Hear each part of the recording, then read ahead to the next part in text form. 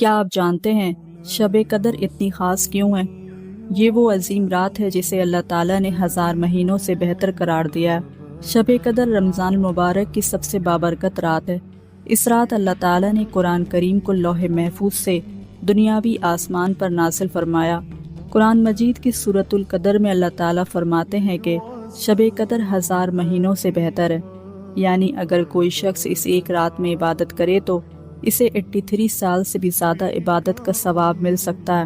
اس مبارک رات میں فرشتے زمین پر اترتے ہیں اور اللہ کی رحمت و مغفرت کا خاص نزول ہوتا ہے۔ خاص طور پر حضرت جبرائیل علیہ السلام بھی فرشتوں کے ساتھ زمین پر اترتے ہیں۔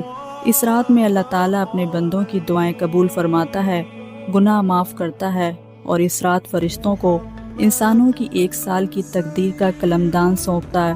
اسی لیے نبی کریم صلی اللہ علیہ وسلم نے فرمایا کہ شب قدر کو رمضان کے آخری عشرے کی طاق راتوں میں تلاش کرو، جیسے 31، 23، 25، 27 اور 29 رمضان کو۔